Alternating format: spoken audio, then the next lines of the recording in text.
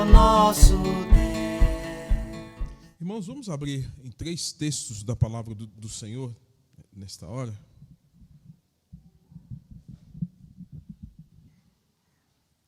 O primeiro deles, livro de Mateus, capítulo de número 26, verso 28. Depois, Jeremias, capítulo de número 31, de 31 a 33. E por fim, 1 Coríntios, capítulo de número 11, verso 25.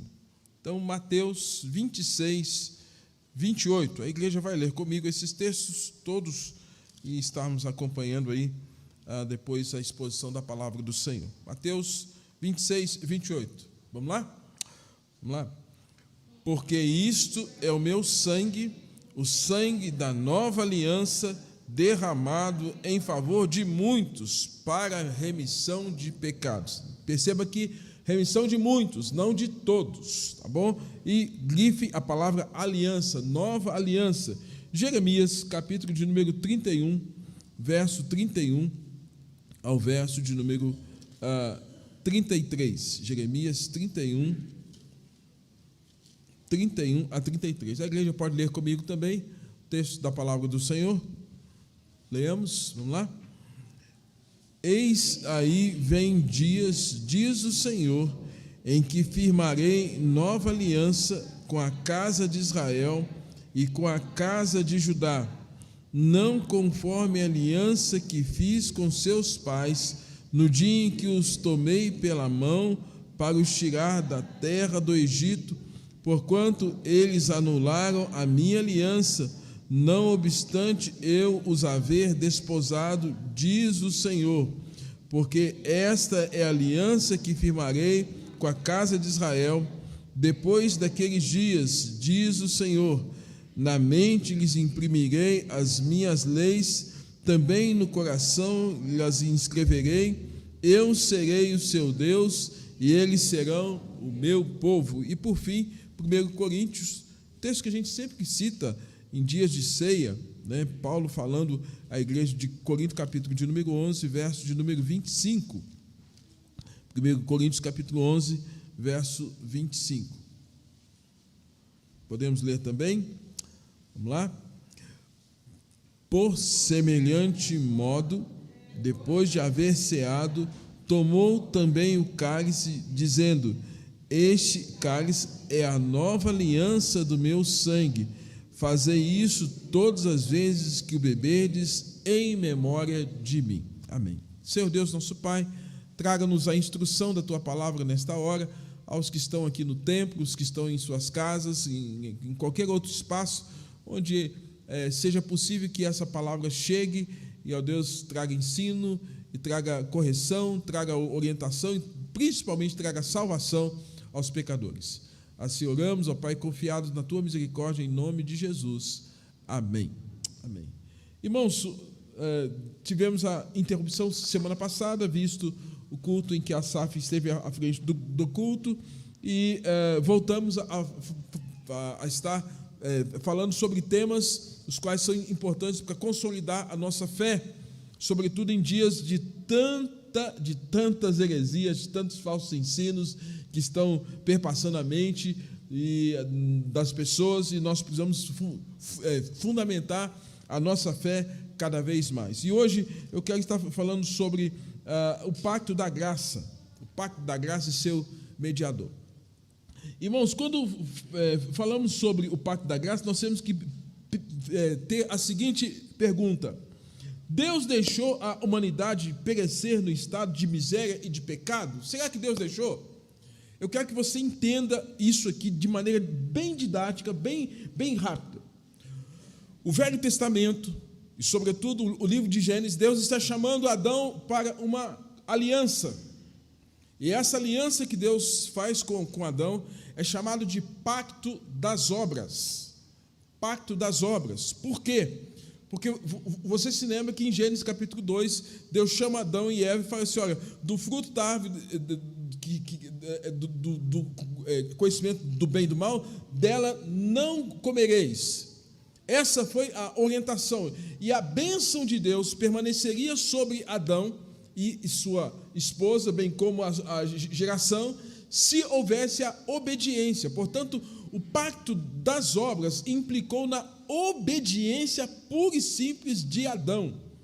E a gente sabe que Adão, o que ele fez com essa aliança, com esse acordo? Ele quebrou. Você tem que entender isso.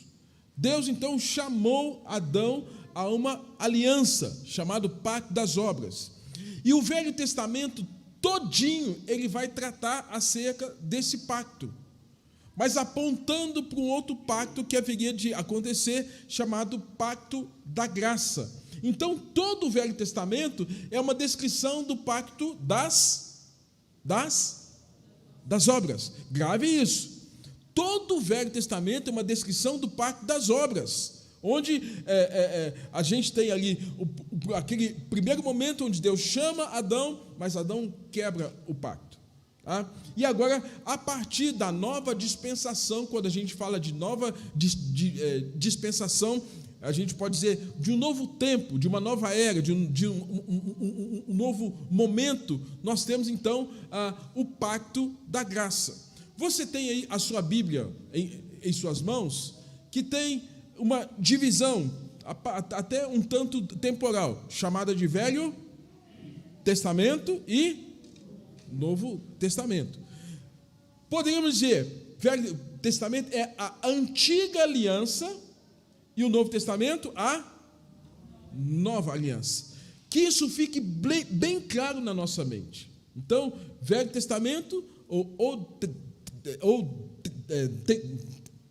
Testamento em inglês, né, a velha aliança, né, e o Novo Testamento, a nova aliança. Então nós temos aqui essa descrição. Então, se fôssemos responder essa pergunta, será que Deus deixou a humanidade perecer no estado de miséria e pecado? Não. Ele fez um pacto de graça para libertar os homens, os seus eleitos, acerca da condição que o pecado os deixou.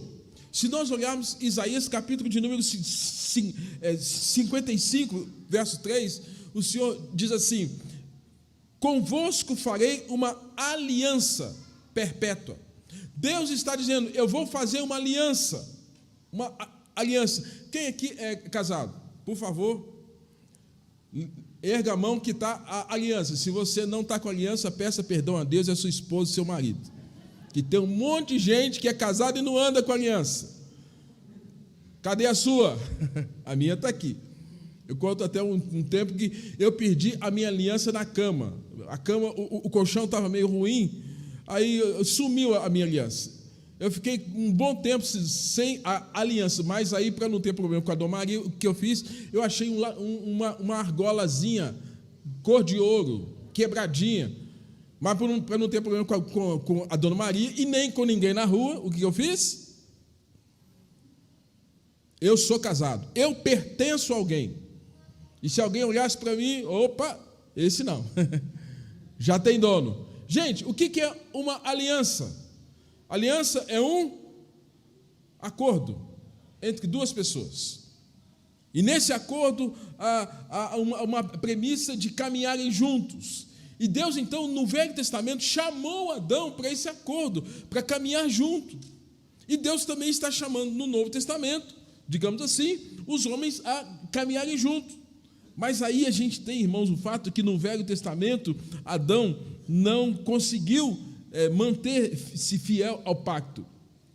Deus está dizendo, convosco farei uma aliança perpétua. O homem então foi lançado em um labirinto de miséria por causa da queda, e por conta disso, Deus teve que planejar um outro recurso, ou um outro plano, que aí a gente vai entender acerca do que é esse pacto da graça. O primeiro pacto, irmãos, o pacto das obras, ele foi feito com Adão. Adão quebrou o pacto, e ainda assim Deus usou, ainda que nesse tempo, algumas questões para que esse pacto pudesse ser mantido, pelo menos por ele. Por exemplo, no Velho Testamento nós temos promessas, nós temos ali a descrição das profecias, nós temos os sacrifícios, nós temos a circuncisão. Tudo isso fazia parte de um pacto. Deus está dizendo: olha, Adão, olha, Abraão, se você ouvir as minhas promessas, eu vou te abençoar. Deus está chamando esses homens do Velho Testamento a cumprir esse pacto, apesar de Adão, o cabeça representativo da raça humana, ter caído e ter descumprido esse pacto. E também no Velho Testamento, apesar de Adão ter caído, o pacto tinha que ser cumprido à risca, por meio de uma obediência irrestrita às promessas, aos sacrifícios, à circuncisão. Por isso que no Velho Testamento, irmãos, nós temos toda essa descrição. Quais os nomes que são dados a esse pacto? No Velho Testamento é chamado também de pacto da paz. Ezequiel, capítulo de número 37, 26, fala isso: o pacto da paz, farei com eles aliança da paz, porque Deus queria que por meio da obediência dos nossos primeiros pais, dos patriarcas, houvesse paz, apesar da primeira desobediência de Adão. E amados, o fato de Adão ter descumprido o pacto trouxe inimizade com Deus.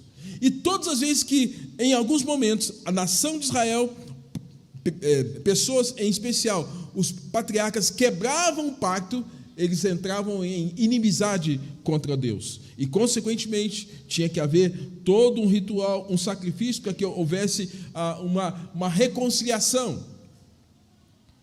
No Velho Testamento, a gente tem o que se chama de pacto das obras, mas Deus está apontando para o que haveria de vir no Novo Testamento, que é chamado de pacto da graça. Agora, o que é graça? A palavra graça em grego, charis, favor e merecido, né? No Velho Testamento, em hebraico, a palavra ahabá significa amor. Então, quase que é uma fusão entre graça e amor. Quando se fala de amor no Velho Testamento, está falando de graça. Quando fala de graça, está falando de amor. É por isso que no Novo Testamento nós temos a construção bíblica e teológica do charis, do amor sacrificial, um amor que só vem, que vem de maneira intensa, porque é um amor de Deus derramado em nossos corações por meio do Espírito Santo. Irmãos, Deus nos chama, portanto, a esse pacto, chamado pacto da graça. Por exemplo, você já ouviu a expressão tábua da salvação? Vamos pensar que o pacto da graça, ele passou a ser para nós a tábua da salvação. Se pensarmos na literalidade da expressão, tábua da salvação pressupõe alguém que está se afogando, alguém que está morrendo, alguém que está perdido, alguém que está afundando, e a tábua, ela vem como âncora. Eu seguro naquela madeira para que eu não afunde. Vamos pensar, irmãos, que se todos nós tivéssemos tão somente vivendo naquela perspectiva do pacto das obras, e por causa da desobediência de Adão, toda a raça humana foi confinada à morte e à condenação. Mas o pacto da graça, ele vem, irmãos, como essa tábua, essa esperança. E aí a gente tem algumas questões que é preciso que se entenda. O pacto da graça, portanto, é uma tábua flutuando depois de um naufrágio. O naufrágio foi a queda de Adão, a desobediência de nossos primeiros pais. Porque foi um acordo gracioso de Deus consigo mesmo, para trazer agora a salvação, para oferecer a nós a bênção. Você se lembra quando Deus chama Abraão, lá em Gênesis capítulo de número 12, Deus está chamando Abraão e dizendo que Deus abençoaria a geração de Abraão, e a atitude de Abraão no Velho Testamento, quando Deus oferece abençoá-lo, sem que Abraão merecesse isso, foi que Abraão prostrou-se com o rosto em terra, porque Deus lhe chamou para o abençoar. O que Abraão tinha de diferente de outras pessoas? Absolutamente nada. Mas Deus o chama. E Deus começa então a apontar para nós, irmãos, acerca desse pacto, dessa aliança que ele haveria de concretizar mais especificamente no Novo Testamento. Portanto, nós temos aqui essa questão do pacto das obras e o pacto da graça. No pacto das obras, a mínima falha invalidaria completamente o pacto. A mínima falha. Se a gente pensar, a mínima falha foi comer do fruto da árvore do conhecimento do bem e do mal? Foi. Mas essa mínima falha chama-se desobediência. Essa mínima falha foi o suficiente para quebrar a aliança. E apesar disso, Deus deu os 10 mandamentos, decálogo. Depois Deus deu o livro de Levítico, que é um livro litúrgico, de toda uma prescrição que o povo hebreu tinha que observar para que ele, Deus, fosse cultuado. E nos mínimos detalhes o povo tinha que cumprir aquilo que fazia parte desse pacto, dessa maneira pela qual Deus estava estabelecendo para que eles pudessem cultuar e adorá-lo. Você se lembra que certa vez 2 pessoas viram a arca da aliança quase caindo, o que eles fizeram? Tocaram a arca. O que aconteceu? Morte. Porque tinha que ser nos mínimos detalhes. Então, o pacto das obras, irmãos, era esse, que uma falha invalidaria o pacto. Uma mínima falha faria que o pacto com Adão se anulasse e ficasse inválido. Porém, muitas falhas não anulam o pacto da graça. É o que a gente precisa começar a entender. No Velho Testamento, uma mínima falha invalidaria o pacto. No Novo Testamento, agora não. Por haver muitas falhas, por exemplo, num relacionamento conjugal, pode haver muitas falhas num relacionamento entre casal. Mas nenhuma das falhas quebra o laço do casamento. Se você olhar, você que é casado, que ergueu a mão, você já deve ter errado muito com o seu cônjuge. O seu cônjuge deve ter errado muito contigo. Mas o casamento foi invalidado por conta das falhas? Não foi. E essa ideia é que nós precisamos entender, que Deus está nos chamando uma aliança, a um pacto, onde agora, por meio de Jesus Cristo, a despeito das nossas falhas, Ele não vai agir conosco como se fosse no contexto da lei. Seria triste se todas as vezes que quebrássemos o pacto com Deus, Ele quebrasse o pacto conosco também. Deus não tomará vantagem nas nossas falhas. Porém, nós precisamos entender que nesse pacto nós temos a misericórdia de Deus atuando junto com ela. Por que nós não cremos, irmãos, numa doutrina que os arminianistas creem, que é o cair da graça? Porque se nós cremos nessa doutrina, é como se nós estivéssemos voltando no Velho Testamento. É como se nós tivéssemos, pelo mínimo pecado que alguém pratique, ele perca a salvação. Nós não cremos nisso. Nós cremos que Deus, mediante Jesus Cristo e a ação do Espírito Santo, preserva na nossa vida a nossa salvação. Então é importante saber que a quebra do primeiro pacto não proporcionava uma saída ao pecador.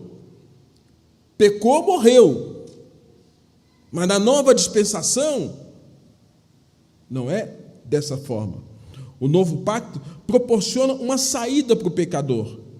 Cria espaço para o arrependimento, para a providência, mediante a ação de Jesus Cristo, o nosso mediador, conforme Hebreus capítulo 12, verso de número 24. Por isso, irmãos, nós temos que entender que a morte era o resultado final do pacto no Velho Testamento. Pecou, morreu. O primeiro pacto, ele se apoia totalmente nas obras, obediência pura e simples. O segundo se apoia não nas obras, mas você se lembra do que Paulo vai dizer em Romanos capítulo de número 1, verso de número 16? O justo Você se lembra que Paulo fala em Efésios capítulo 2, 8, 9 e 10? Não de obras. Então Deus está nos ensinando que quando nós olhamos para Cristo, porque Cristo foi aquele que cumpriu totalmente a lei moral, a lei cerimonial, e Jesus Cristo é esse, irmãos, que vai dizer para nós que Ele não veio para revogar a lei, mas Ele veio para quê? Cumprir a lei. Então, quando Jesus cumpre a lei, Ele faz o que nenhum de nós consegue fazer.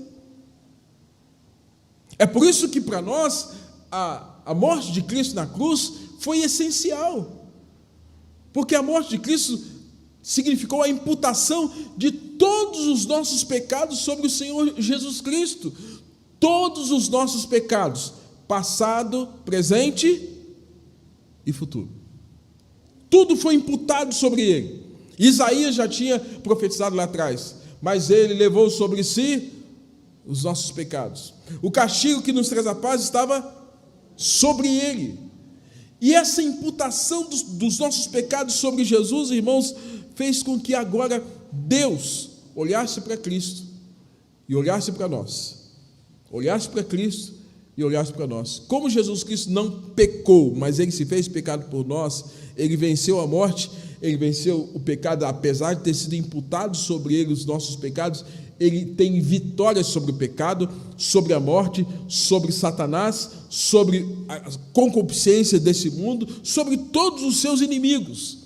Por isso que agora, quando nós somos vistos pelo próprio Deus, Deus vai olhar para nós pelo prisma de Jesus, pelo crivo de Jesus. O crivo vai ser a cruz, o crivo vai ser o sacrifício.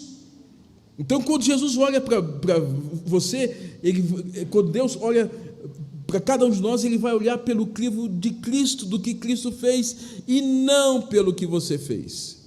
Porque o que você fez, você e eu mereceríamos, tal qual já disse aqui, Lamentações capítulo 3, 22. Não fosse as misericórdias de Deus, todos nós já deveríamos ter sido o quê? Consumidos. Você já deveria ter sido consumido, eu deveria ter sido consumido pela ira de Deus.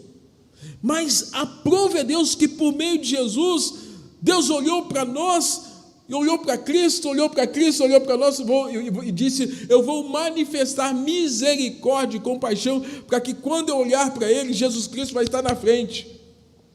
E todos os pecados do Reginei, do José, da Maria, do João, do Manuel, foram imputados sobre Jesus Cristo. E agora, irmãos, isso significa que eu, Reginei, eu não tenho como chegar a Deus por meio dos meus méritos, mas esse Deus me capacita, me habilita a crer nele por meio do Espírito Santo, me habilita a confiar nele. E o fato dele me habilitar a crer e a confiar nele, agora eu tenho uma fé que me justifica diante de Deus. Muda tudo. Muda tudo. E aí a gente começa a entender a natureza do pacto da graça. Porque se nós ficarmos no pacto das obras, todos nós temos que ser o quê? Destruídos.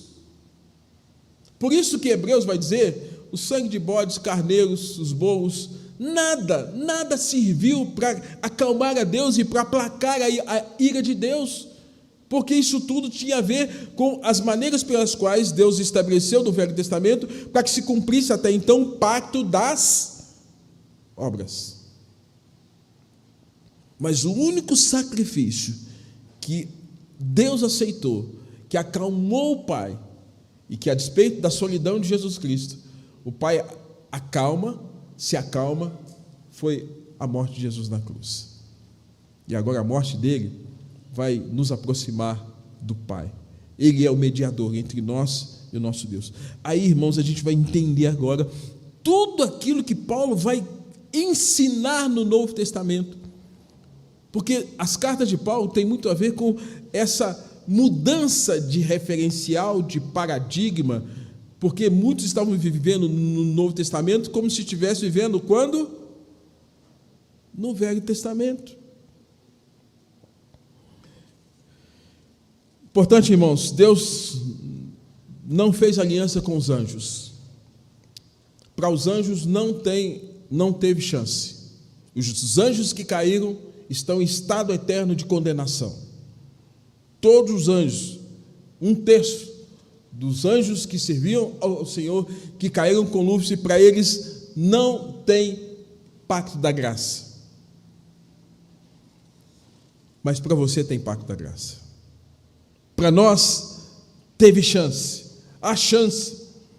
E nesse caso, irmãos, Deus fez aliança com Jesus para salvar o homem, para salvar cada um de nós. E agora, o que nós temos que compreender é que sem Cristo nós não temos como ser abençoados com os benefícios e as manifestações de graça que esse pacto, chamado Pacto da Graça, tem.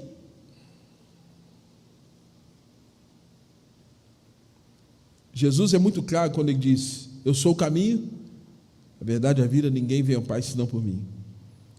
As Escrituras são muito claras quando Paulo fala assim: não há nenhum outro mediador entre Deus e os homens, não somente Jesus Cristo, o justo.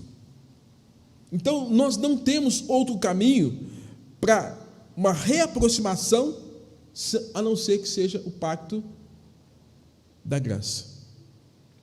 Os judeus não convertidos, porque tem judeu convertido, os que ainda estão ligados ao contexto do Velho Testamento, que tem a Torá, que seguem a Torá, que tem os profetas, que tem Davi como um rei referencial, paradigma, um judeu que vai ali onde era o antigo templo de Israel, um judeu que tem toda a história dos patriarcas, Abraão, Isaque, Jacó, Moisés, Josué, Calebe, Saul, um judeu que tem tudo isso. Se ele não crê em Cristo, irmãos, se ele não crê em Cristo, ele não compreende a natureza do pacto da graça. E já que ele não compreende o pacto da graça, ele vai ser salvo só porque ele é judeu? Não.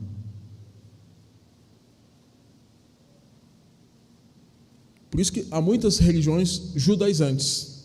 Testemunho de Jeová é uma judaizante. Adventista, judaizante. E concentra onde? Pacto das obras. Irmãos, o que nós temos que entender? Deus fez aliança com Jesus para salvar o homem. Quais os benefícios que nós temos a partir disso? O povo do pacto de Deus é um povo humilde, porque Deus nos diz em 1 Pedro 5:5, cingivos de toda humildade. O povo de Deus considera outros melhores que eles mesmos, eles se encolhem até chegarem a nada em seus pensamentos, até porque Paulo nos ensina, quando Paulo fala assim, olha, que ele era o menor dos apóstolos, mas Paulo se vê como o maior dos... Quando a gente compreende a natureza do pacto da graça, a gente vai ver quão pecador a gente é, quão falho a gente é, quão miserável a gente é, e quanto Deus manifestou de amor, que a despeito de toda essa fragilidade, essa pecaminosidade, Deus abriu os nossos olhos, Deus abriu o nosso coração, Deus abriu o nosso entendimento para entender que Cristo é Senhor. Agora, que mérito que nós temos nisso, irmãos? Nenhum. E agora esse Deus abre o nosso coração para olharmos para Cristo e cremos no sacrifício redentor de Jesus Cristo. É pura graça, é bênção. Então o povo do pacto é um povo humilde, porque reconhece, tal qual Davi fala no Salmo 122, Davi fala assim, eu sou um verme. Segundo, o povo do pacto, irmãos, é um povo em um pacto com Deus, e um povo que é chamado à obediência. Agora é diferente. porque é o Espírito Santo que nos capacita a obedecer ao Senhor e a amar ao Senhor. E essa obediência é traduzida no nosso amor. Amarás o Senhor teu Deus de todo o teu coração, de toda a tua alma, com todas as tuas forças, e o próximo como a ti mesmo. Qual o grande mandamento? Amar a Deus sobre todas as coisas. E aí nós vamos, por conta desse amor, por conta dessa graça que nós recebemos, nós vamos retribuir a esse Deus a nossa consagração, amando esse Deus e servindo esse Deus, obedecendo esse Deus. Apesar da nossa obediência, conseguimos obedecer 100%? Conseguimos? Aí entra mais uma vez a natureza do pacto da graça. Apesar das nossas falhas e de todo o empenho que nós sabemos que o próprio Deus nos capacita mediante o Espírito Santo a obedecê-lo, quando nós não conseguimos, quando nós não obedecemos, entra a natureza do pacto da graça, da misericórdia, da compaixão e do fato de Deus insistir em nossas vidas, como foi cantado aqui, de Deus ir romper muralhas, barreiras, ir ao nosso encontro. E Deus, mediante a ação da sua graça e a ação do seu Espírito Santo, nos incomodar enquanto não formos convencidos por esse Espírito Santo do nosso pecado. E nossa paz ser roubada até que nós nos voltemos para Ele. O povo do pacto é um povo consagrado. Por isso, irmãos, já que esse Deus do pacto é um Deus santo, santo, como Isaías diz, santo, santo, santo é o Senhor dos exércitos, Ele nos chama para um pacto, não para um pacto promíscuo, mas um pacto onde esse Deus que é santo nos chama também à santidade. E aí, Deuteronômio capítulo 7, verso 6, fala assim, porque tu és povo santo ao Senhor teu Deus. O povo do pacto é um povo separado do mundo, santificado no Espírito. E é nesse aspecto, irmãos, que, como nós muitas vezes nos deixamos levar, quando começamos a ter a ideia do nada a ver, e o nada a ver talvez esteja relacionado com a concupiscência da carne, a concupiscência dos olhos, a soberba da vida, que na verdade são traduzidos em pecados contra o Senhor, nós começamos a ficar seduzidos por essas coisas que quebram a nossa comunhão com Deus, porque essas coisas têm a ver com profanação do nome de Deus. Se Deus nos chamou por meio do pacto da graça, e Ele é um Deus santo, logicamente Ele quer que nós sejamos o quê?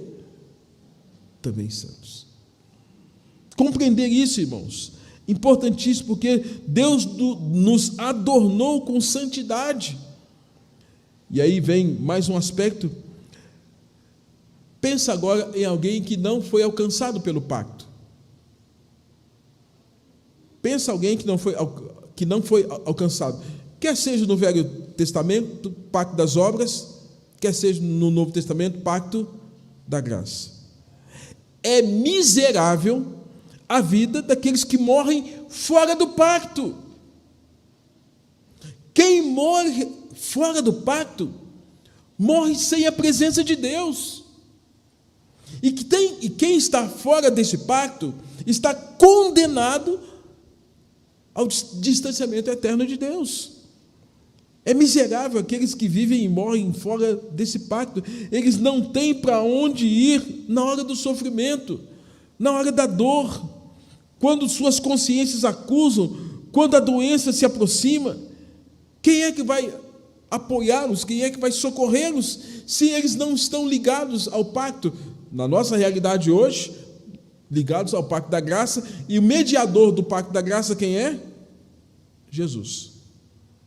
O que acontece com alguém que não tem Cristo, que não está ligado ao pacto, que, digamos, faz pacto com o diabo, faz pacto com o mal, inconscientemente se torna escravo do dinheiro, do poder, do sexo, do prazer, e vem a dor, e vem o sofrimento? O que acontece com alguém assim? Então, irmãos, estar fora do pacto é estar debaixo de condenação. E estar fora do pacto é falar que Jesus Cristo não faz parte da sua vida, não faz parte da sua história.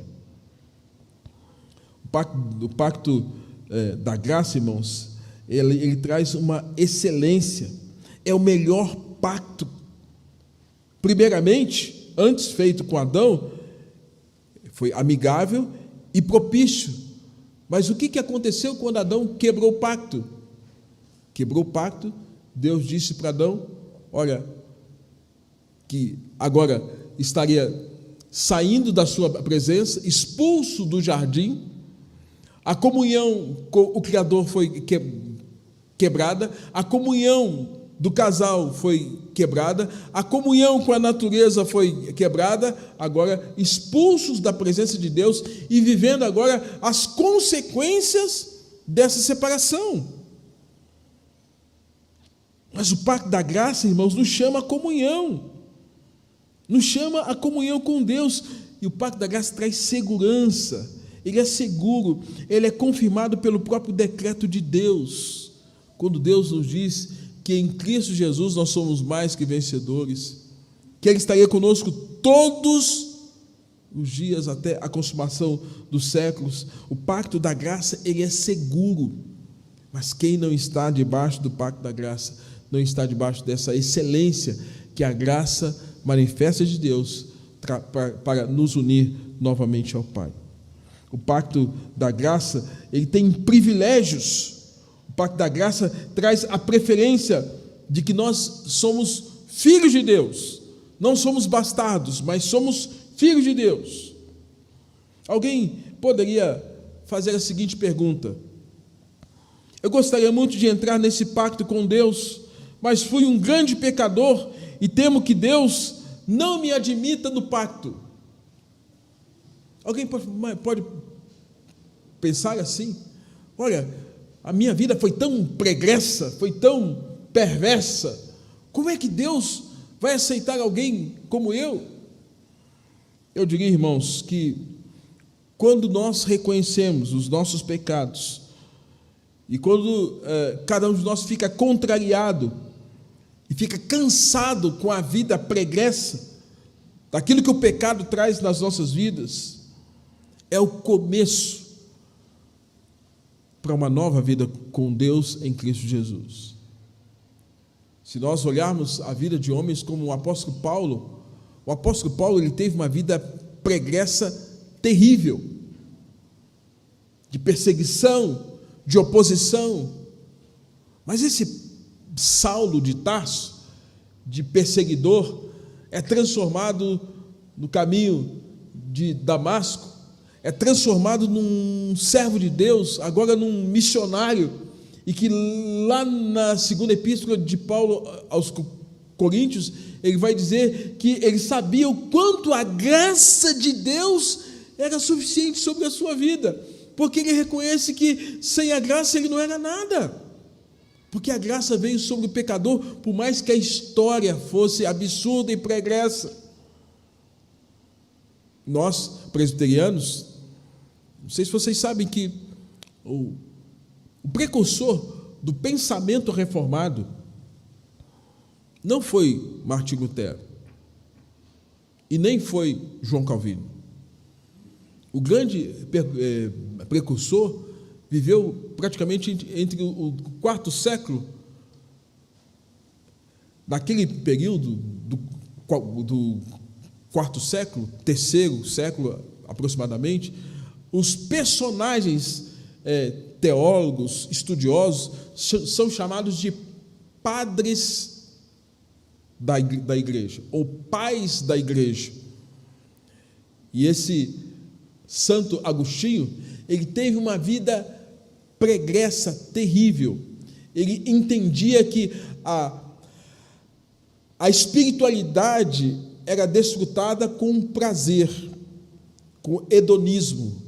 Então ele buscava para si prazeres carnais, imorais, sexuais. E com isso ele entendia que entrava numa contemplação de uma espiritualidade. A mãe dele, chamada Mônica, uma mulher de oração, sempre orou pelo filho, cristã. Até que um dia, Agostinho teve uma experiência muito forte com Deus, e nessa experiência com Deus, a vida dele mudou a partir das Escrituras. Era alguém que ninguém dava nada por ele. Agostinho teve a vida transformada, passou a estudar as Escrituras, e ele é o precursor de toda uma base de entendimento sistemático da nossa teologia, da nossa percepção doutrinária, mas um homem que teve uma vida pregressa absurda, mas a graça de Deus chegou lá, mas o favor de Deus chegou lá.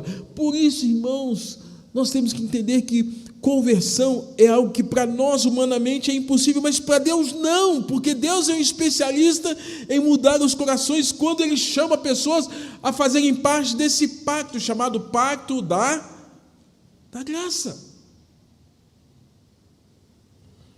A pergunta que eu volto a trazer aqui: eu gostaria muito de entrar nesse pacto com Deus, mas fui um grande pecador e temo que Deus não me admita. Deus admite pecadores arrependidos, gente que se arrepende, gente que se quebranta, gente que reconhece que com as suas próprias mãos e as próprias forças não vão conseguir em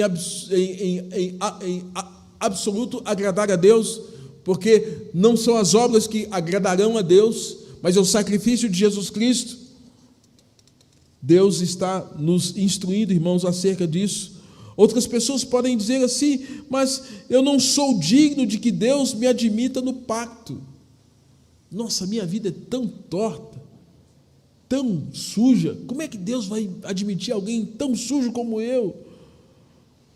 Irmãos, Deus é o Deus que, tal qual as Escrituras nos ensinam, que ainda que os nossos pecados sejam vermelhos como escarlata, eles se tornarão brancos como a lã, se tornarão brancos como a neve, porque quando Jesus Cristo passa, Ele limpa o que está sujo.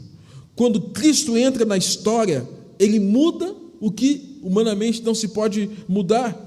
É por isso, irmãos, que o grande projeto de Deus é promover a riqueza da graça, e a riqueza da graça é trabalhar a vida de homens pecadores. Nós não sabemos se nós estamos já nesses últimos dias, tal qual as Escrituras nos ensinam, e que são precursores da vinda de Jesus Cristo. Mas você se lembra de que o próprio Jesus fala que os últimos serão o quê? Os primeiros. Os últimos, os primeiros. E você consegue perceber que nessa geração que nós estamos vivendo, cada vez mais as pessoas estão envoltas ao pecado da imoralidade, pecados da imoralidade, religiosidade, do ateísmo. Se últimos serão os primeiros, irmãos, isso significa que muitos desses da nossa geração, que hoje talvez nós censuremos e até reneguemos a ideia de que possam estar conosco, são essas pessoas que são passíveis de serem transformadas, e bem provável que muitos eleitos de Deus estejam nessa geração iníqua e perversa, e que cumpre agora a igreja a missão de pregar o Evangelho e fazer discípulo de todas as nações, porque não nos cabe julgar o passado das pessoas. O que nos cabe é pregar o Evangelho para elas, é levá-los a esse Evangelho da graça, que a despeito de marcas que o pecado possa ter trazido e de consequências que o pecado possa ter deixado na vida das pessoas, é levar esse Evangelho que muda a história, que transforma a vida do pecador e que traz esperança. E já indo para a conclusão, irmãos, o que devemos fazer para entrar nesse pacto? O que as pessoas devem fazer para entrar então nesse pacto com Deus? Primeiro, buscar o Senhor em oração. Agostinho disse certa vez: peçam a compaixão do Senhor, peçam a compaixão do Senhor, e digam: Senhor, seja meu Deus no pacto. Deus, que o Senhor seja esse Senhor no pacto, que por meio de Jesus Cristo eu seja reaproximado ao Senhor por meio desse pacto chamado pacto da graça. Segundo, para estar no pacto com Deus, é preciso quebrar o pacto com o pecado.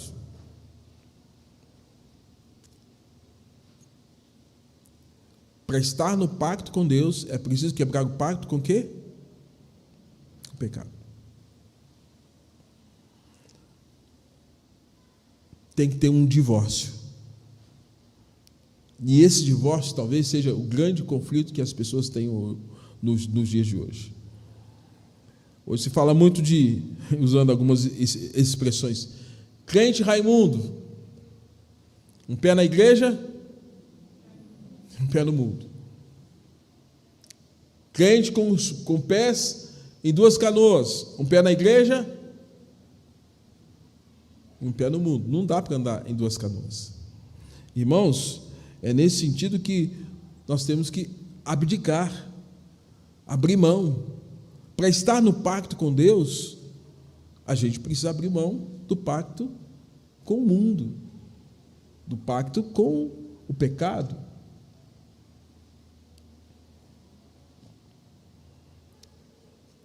Uma das histórias da Bíblia que mais me chama a atenção, você se lembra que Abraão tinha uma promessa de Deus de que ele seria pai de muitas nações, Gênesis capítulo 12. Mas por alguma razão, a dona Sara achou que aquela promessa talvez estivesse um pouco mais demorada, e ela teve uma ideia, uma luz. E a luz que veio sobre a mente da dona Sara foi de que Abraão, quem sabe, pudesse cumprir aquela promessa de Deus através do jeitinho que ela, Sara, poderia dar para resolver aquilo. E a ideia dela foi: deita com a nossa serva, deita com a escrava, e o filho dela será o nosso filho. Eu pergunto, irmãos, deu certo isso? Deu certo? Não deu e nunca vai dar. Não deu e nunca vai dar. Primeiro porque o princípio de Deus lá atrás une-se a uma mulher. Deus até conserta, mas nunca vai dar. E nesse caso, irmãos, Deus não quer que nós também tenhamos a ideia da Sara. Vamos ter uma aliança com Jesus e vamos ter uma aliança com o mundo, com o pecado. Isso é prostituição, isso é infidelidade, que a gente vai ver lá no livro de Oséias, Deus chamando a atenção da nação de Israel, porque a nação de Israel foi chamada para estar casada com o Senhor, e a nação de Israel estava se prostituindo espiritualmente. E a ideia da história de Oséias e Gomer é exatamente a infidelidade de Israel retratada na infidelidade de Gomer, porque Gomer foi chamada a ser fiel a Oséias. Como você foi chamado para ser fiel a quem? A Deus. Por meio de quem? De Jesus. Você foi chamado para o pacto. Você foi chamado para o pacto. Queridos, portanto, para entrar no pacto com Deus é preciso quebrar o pacto com o pecado. Terceiro, para entrar no pacto com Deus é necessário fé no sangue de Jesus, no sangue precioso de Jesus, na expiação, tal qual quando Jesus adentra e há a exclamação: eis o Cordeiro de Deus que tira o pecado do mundo. Ou Efésios capítulo de número 2, 13, fostes aproximados pelo sangue. Então, para que houvesse aliança, algo aconteceu, um sangue foi derramado. Daí os textos que nós lemos aqui, o texto de Mateus, capítulo de número 26, quando Jesus está na ceia com seus discípulos, ele fala: olha, esse sangue é o sangue da nova aliança, do novo pacto, derramado em favor de todos, De muitos. Poderia salvar a todos, de muitos. Depois, Jeremias capítulo 31, falando uma promessa, Deus dizendo, eu vou fazer uma aliança, mas não é essa aliança que eu fiz com os vossos pais. Deus já estava falando lá no livro de Jeremias, não é essa aqui mais, eu vou fazer uma nova aliança. Aí nós temos então o apóstolo Paulo falando a igreja de Corinto, uma igreja que era imatura, pecado rodava solto da igreja, divisão, conflitos, relação incestuosa, disputa de cargos, disputa de dons, quem era mais espiritual, quem não era, divisão, Paulo, Pedro, Cefas, Cristo. E Paulo vai então chamar a atenção, até porque na hora de eles participarem da Eucaristia, do que foi estabelecido por Jesus antes da sua Via Crucis, eles estavam praticando a comunhão, a ceia da comunhão, mas num estado de comilança, de profanação.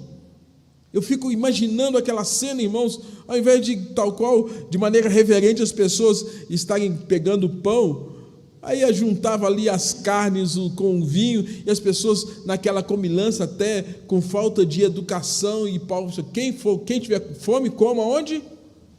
Come em casa. A ceia do Senhor não é para isso. E Paulo está chamando a atenção da igreja, e aí no verso de número 25, ele está lembrando o que Jesus Cristo falou. E falando, olha, porque todas as vezes que comeis esse pão, bebeis esse cálice, anunciais a morte. Aí ele está dizendo assim, ó, esse cálice, portanto, é o cálice não da velha. A velha caducou, passou, é da nova aliança. E essa nova aliança implicou o derramamento de sangue.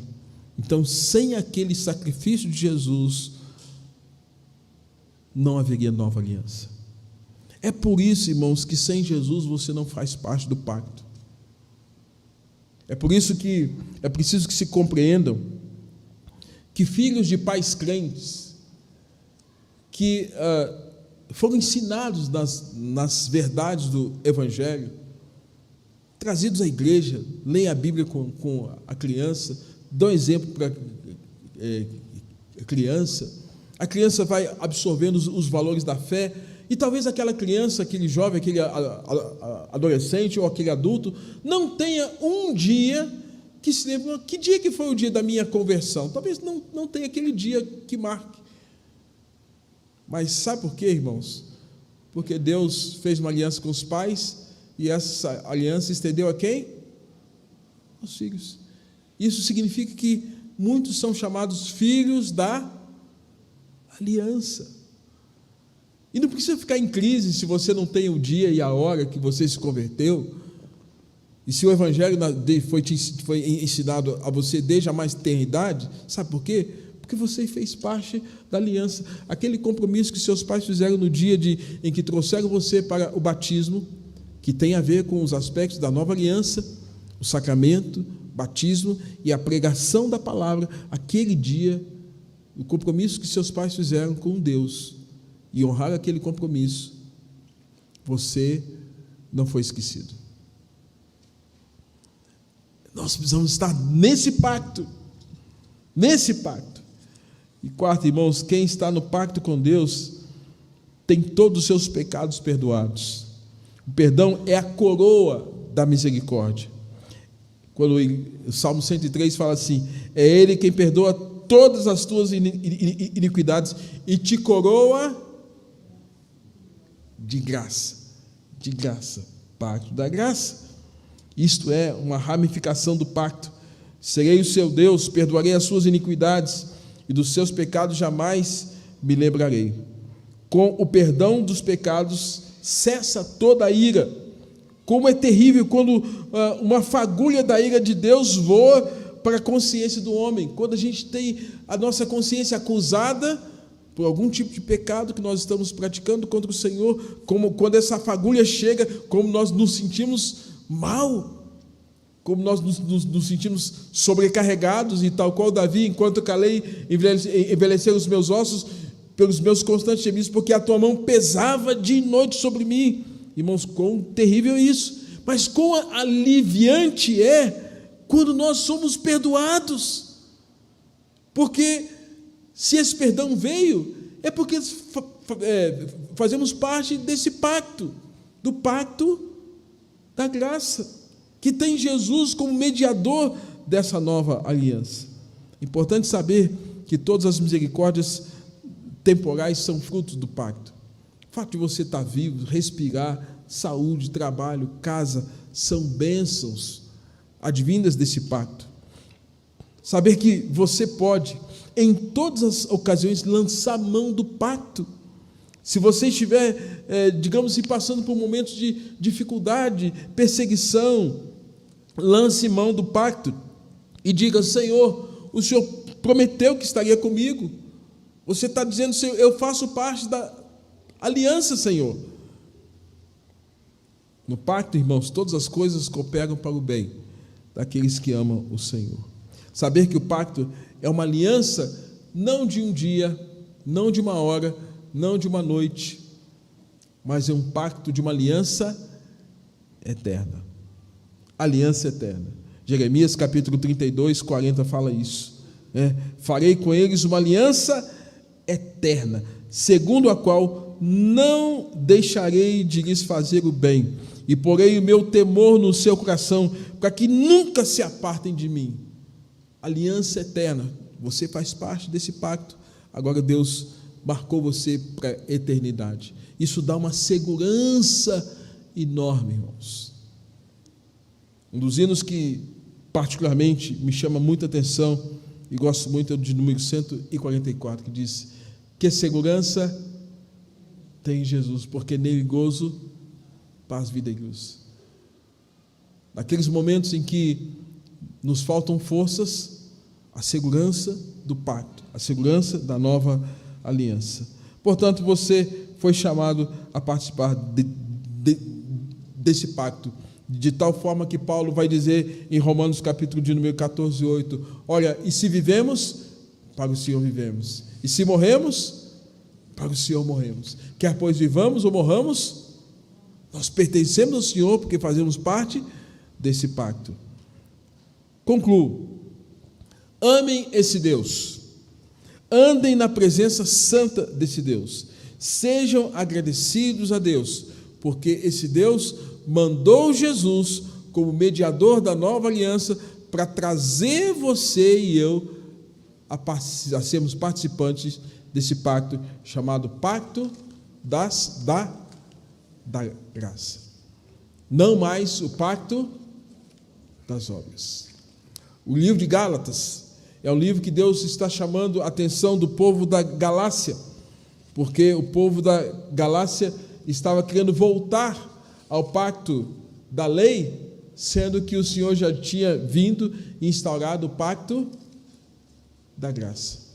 Que Deus tenha misericórdia de nós, porque Paulo chama aquela igreja de insensatos. Insensatos, porque vocês querem voltar atrás, querem voltar às obras, sendo que agora a gente está vivendo a realidade do pacto da graça. Que Deus tenha misericórdia de nós e que nós possamos sermos enriquecidos com essa compreensão de que agora nós fazemos parte de um pacto chamado Pacto da Graça. Vamos orar. Ó Deus, obrigado por essa noite, pela palavra pregada, que o Senhor possa instruir o teu povo e, crescendo, ó Deus, nessa graça, fortalecer fé, convicções de quem o Senhor é e de que o Senhor nos chamou para fazermos parte dessa graça maravilhosa. Ó Pai, se alguém aqui nesta noite não faz parte desse pacto, Pai, traga o entendimento, ilumina a mente e o coração, para que possam crer, ó Deus, que o Senhor Jesus Cristo é o único caminho, é a salvação, e sem Ele nós não temos como adentrar esse pacto. Ele é o mediador da nova aliança. Ó Deus, que cada um de nós tenha a convicção ao sairmos desse lugar, nesta noite, de que o Senhor nos tirou das trevas e por meio de Jesus nos chamou a sermos participantes do pacto da graça. Assim oramos e agradecemos em nome de Jesus. Amém.